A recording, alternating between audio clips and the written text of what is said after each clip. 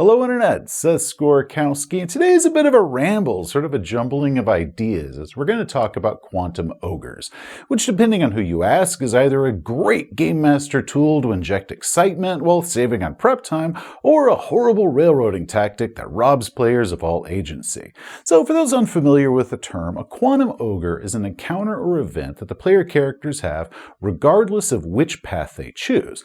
For example, the player characters are in a dungeon, and before them are two hallways. If they go left, they meet an ogre. Or if they take the right passage, they meet an ogre. Not a different ogre, it's the same one. The game master simply places it in whichever path that the players chose. Critics of this say that it's robbed the players of any real choice or any agency, and game masters say that, they didn't do that because the players had no idea where the encounter was going to be, and they're not going to know it was a Quantum Ogre unless you tell them.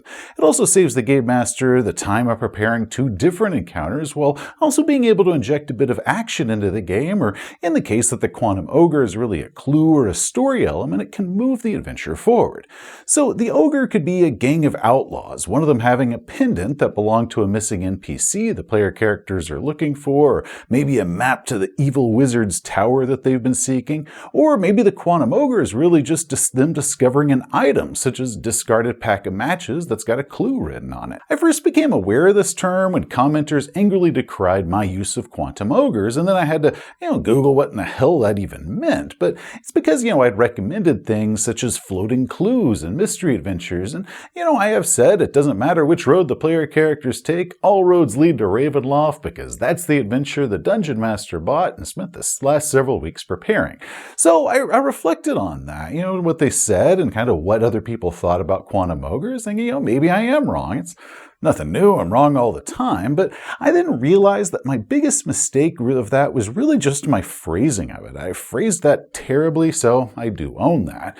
But the other thing that I decided is that while it does have a damned catchy name, I can never deny that Quantum Ogres is seriously a great name, the Quantum Ogre theory and why it's bad starts running into some problems once it goes from theoretical to actual application in a game, and that's where we start seeing a lot of exceptions to it, or at least exceptions on the part of it that is being criticized, such as when does it become a Quantum Ogre?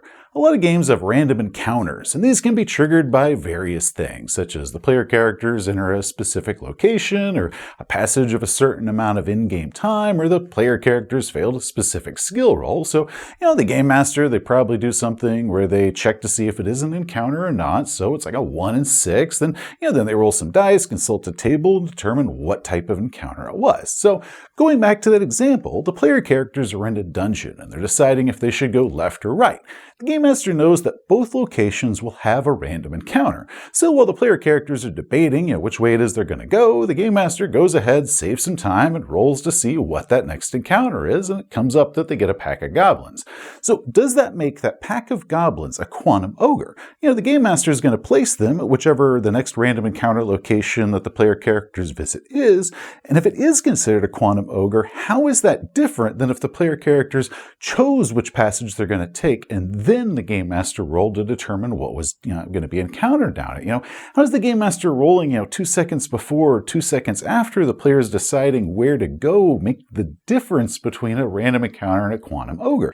Does timing actually make that big of a difference? Also, I feel that the criticism of Quantum Ogres requires that it be in a vacuum, as if every other factor between the player's choices are the exact same with no differences at all. It's not taking into account all the different variables that are involved, such as the encounter's location. So let's say the player characters are traveling from one town to another, and they've got two path options. One goes through the mountains, while the other is going through a low swamp. Along this journey is going to be a Quantum Ogre. So in one path, the ogre appears along a narrow mountain pass with a huge drop-off on one side, and the heroes can only fit 2 abreast as they're trying to fight this thing, or maybe trying to get away from it. The other path is overgrown with trees and this terrible line of sight and sticky mud that slows down movement, but it's also wide open enough that they could surround this monster to, all be able to get attacks at once, or maybe flee in different directions and get away from it a lot easier. So combats in those two situations would be very different, despite the fact that the opponent for both of them is the exact same. So the player's choice, do we take the mountains or do we take the swamp? That isn't determining, if they're going to have have this encounter event, they're really deciding what situation that's going to happen in. If we're in a dungeon and we're looking at multiple passages, and one leads to a swinging rope bridge over a bottomless chasm, and another is a massive pillared chamber, and another is flooded with waist-deep water, and another is just a narrow passage that they have to squeeze through, critics say that the choice doesn't matter because the encounter that they're going to have is inevitable, but the choice that the players are making is the field of battle that they're going to have that on. So when I say things like all roads lead to Ravenloft because that's the next big adventure and the Dungeon Master purchased it, they put a lot of work into it, and that's what they're going to be playing, and critics scolded how that was taking away the player's agency, my feeling was explaining that the choice that the players are making is in how they get there and what happens along the way. Another variable is the ultimate destination. Your characters choose one of two paths. Both have a Quantum Ogre encounter along the way, but once that encounter is done, they arrive at different locations. The players still ultimately chose where it is that they're going. So if they're standing at a port and deciding, if they should go to this place or this other place, even if the exciting incident that's going to happen along the way has already been predetermined by the Game Master, the journey ends with them arriving at whatever destination they chose. The decision and their agency was unaffected. So are Quantum Ogres an actual problem? In and of themselves, I'd say no. Aside from the points that I've already talked about with the different variables of the journey and the destination, the big thing is players don't need to know what encounters or what events were inevitable. From their perspective, they chose a path and it led to an event. And if it's used well, there is no way for them to know that this was a planned event unless the Game Master just, outs themselves and informs them. Which using them well is really the key here. A poorly executed Quantum Ogre just stinks. So here's a few tips that Game Masters should keep in mind if they're going to be using Quantum Ogres. 1. If the players look first, then its location needs to be established. Pulling open the airlock door, you emerge into the derelict space station. Dark passages extend to your left and to your right. I say we take the passage to our right. I agree. Hold up. I say before we all go traipsing on down there together with our flashlights and your big clump and mag boots, you just let me stealth on up a bit with my night vision and just make sure the coast is clear. That's a good idea. Okay, Mike, so you sneak around the corner, and as you round a bend, through your night vision goggles, you see what looks like a spacer in a torn vac suit, and there's these bony protrusions just sticking out of their skin, and they're gnawing on what looks like a severed leg. Aw, damn, then I'm going to start stealthing on back out of there as I radio the guys what I seen. So the player lets everybody know what they found down the passage, and at that point, the rest of the group can decide what it is they're going to do. Maybe they're going to ambush it, maybe they're going to wait for it to leave, or maybe they're just going to go take the other passage and bypass this thing altogether.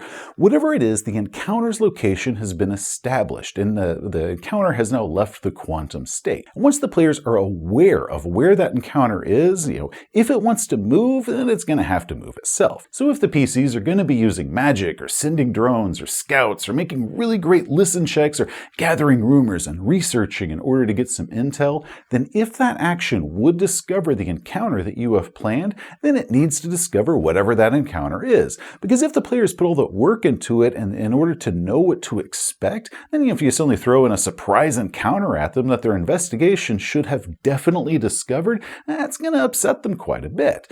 Now, if they do bypass your encounter and they go the other direction, you can't just pick it up and stick it in their way, not unless you have a really good in-game reason to explain how that's remotely possible. It might be possible just depending on whatever the encounter is. There's a lot of variables involved there, but it's your game, so you got to figure out, is it even possible? I don't know, I can't tell you that. Which brings us to the other tip. The Quantum Ogre needs to make sense. If you've got your floating encounter that can pop up in whichever path the player characters chose, then it needs to have a logical reason how and why it can appear wherever it is that the player characters go.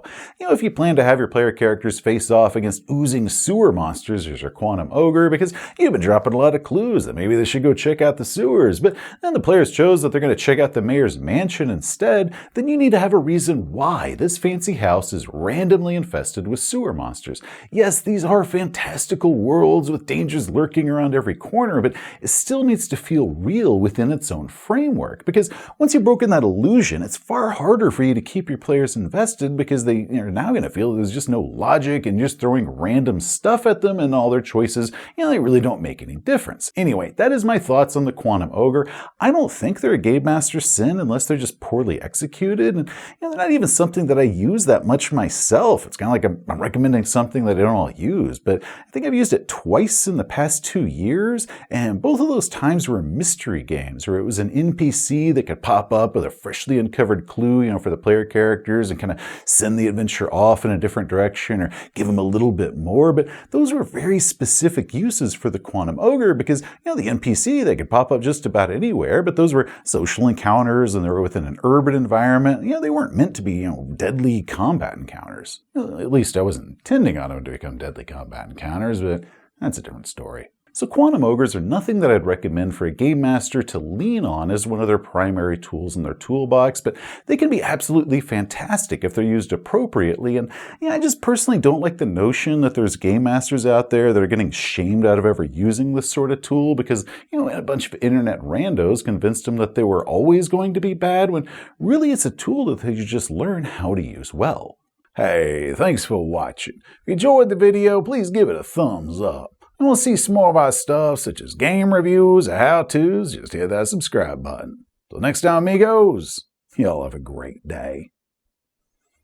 You forgot to mention that the real reason you don't use Quantum Ogres that much is our ability to foil them. If you give us option A or option B, we're just going to take option M instead. Or we're just going to debate it out for 3 hours till you finally break down crying and begging us to do anything. Can we just maintain the illusion that I'm remotely competent?